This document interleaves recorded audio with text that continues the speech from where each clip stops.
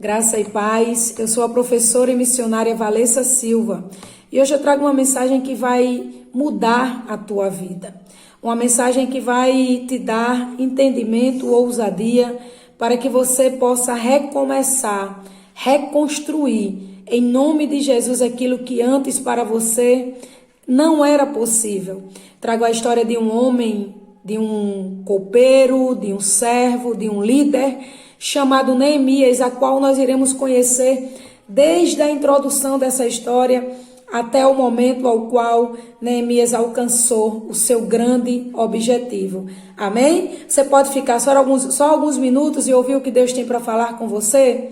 Em nome de Jesus, eu quero começar lançando uma palavra, a qual está escrita no capítulo 1 e versículo 11 do livro de Neemias, que diz assim: Ó Senhor, por favor, ouve a oração deste teu servo. Ouve as orações de teus servos que se agradam em te honrar. Aqui Neemias já começa fazendo uma petição a Deus em oração, pedindo ao Senhor que ouça a oração dele enquanto servo. Mas ele também fala de quem está ao lado dele. Ele pede ao Senhor que ouça as orações das pessoas que estão ali com ele. Então, em nome de Jesus, essa história vai impactar a tua vida. Fica só mais um pouco e escuta. Mas antes, se inscreve no meu canal. Em nome de Jesus, se você gostar desse vídeo, compartilhe com outras pessoas. Seja um canal de bênção, seja um evangelista e faça o ID do Senhor levando a sua palavra aqui e acolá, a todos em todo o mundo. Amém? Olha só, quem escreveu este livro? A tradução judaica indica o próprio Neemias como o autor principal deste livro histórico. Boa parte do relato foi escrita de sua perspectiva, em primeira pessoa. Não há informações sobre sua juventude ou o seu passado. Nós tomamos conhecimento dele já adulto, servindo na corte real persa como copeiro do rei Artaxerxes. Lá em Neemias 1:11 e 2:1 você vai ver a raiz, a introdução dessa história.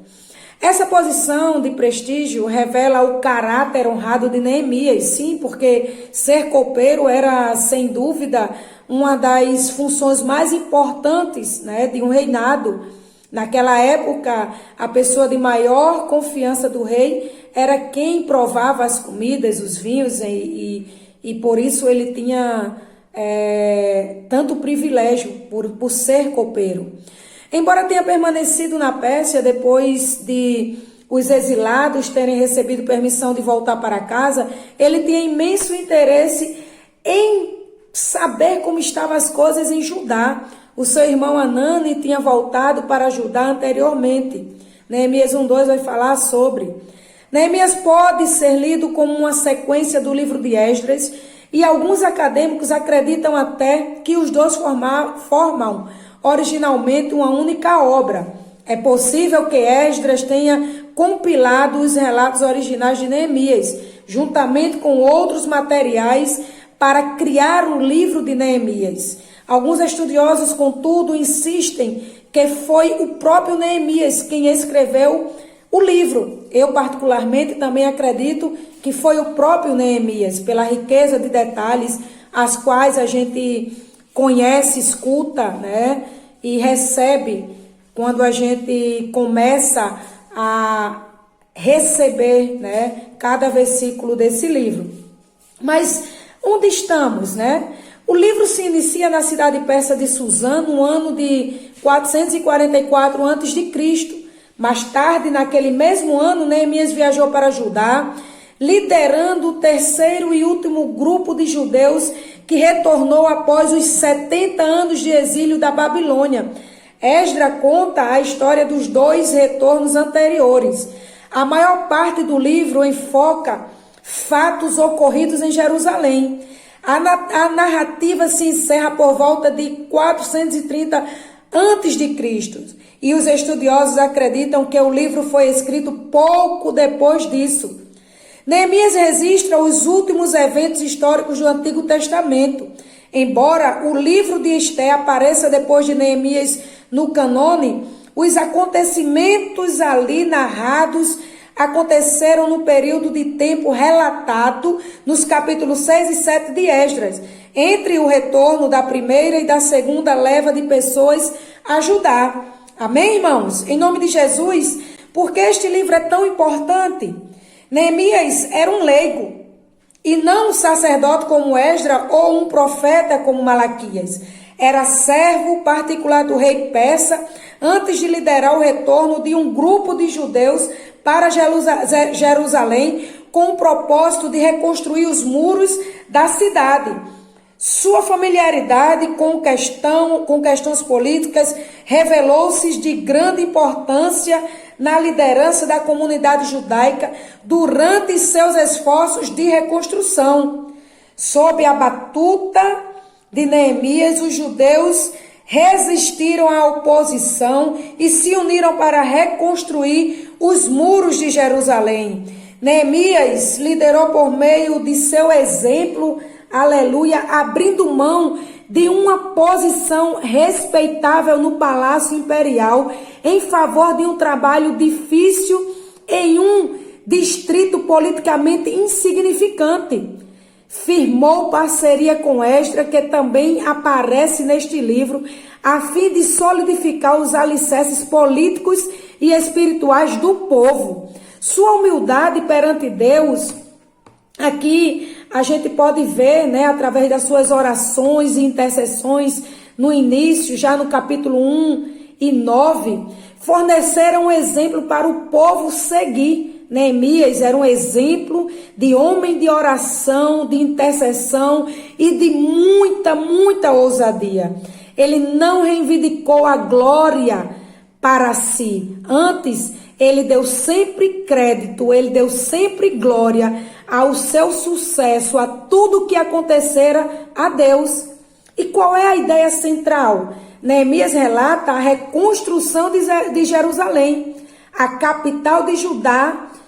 Em nome de Jesus aqui, essa é a ideia central. Reconstruir, restaurar, reerguer. Em nome de Jesus, Neemias e Esdras, que liderou o reavivamento espiritual do povo, dirigiram a restauração política e religiosa dos judeus em sua terra depois do cativeiro babilônico. A vida de Neemias oferece um excelente estudo sobre o que é liderança.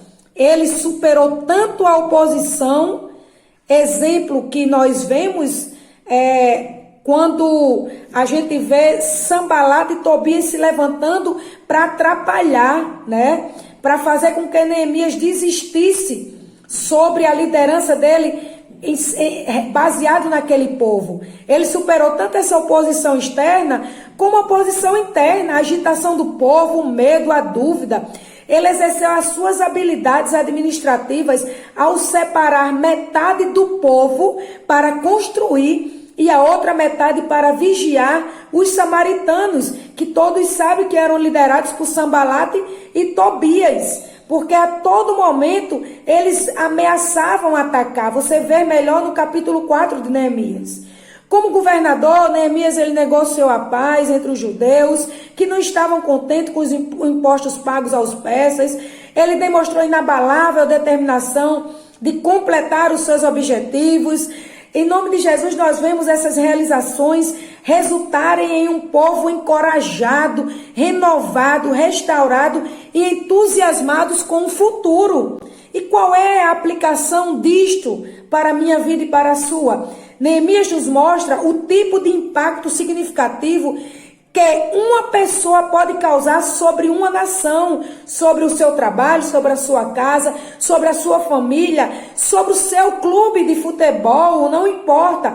Ele atuou em gabinetes seculares, usando sua posição para resgatar a ordem, a estabilidade e o foco, acima de tudo, em Deus. Deus recorre a todo tipo de pessoa, em todo tipo de lugar, e que esteja fazendo qualquer tipo de trabalho. Você acha que precisa estar em ministério para poder servir a Deus? Você acha que você precisa estar 24 horas dentro de um ministério para Deus se agradar de você? Não, você precisa se animar. O nosso Senhor não está limitado por nossas vocações. tenha a seguinte atitude em relação ao seu trabalho. E tudo que fizerem ou disserem, façam em nome de Jesus, dando graças a Deus por meio dele. Aqui em Colossenses 3,17, nós vamos ver uma mensagem que relata verdadeiramente o que nós devemos fazer enquanto cristãos. E tudo que fizeres ou disserem, façam em nome do Senhor Jesus, dando graças a Deus, o Pai, por meio dele. Não importa onde você está, o que importa é o que você está fazendo para glorificar o nome do Senhor. Se a tua missão é ser atleta, seja atleta de Cristo, sirva a Cristo verdadeiramente. Se a tua missão é ser técnica, é ser técnico, lidere, mas antes não deixa que acima de tudo o teu ego ultrapasse o teu entendimento de entender que você serve em nome de Jesus a um rei, a um Deus todo-poderoso, que ele está aqui em nome de Jesus, nos capacitando para a boa obra. Amém?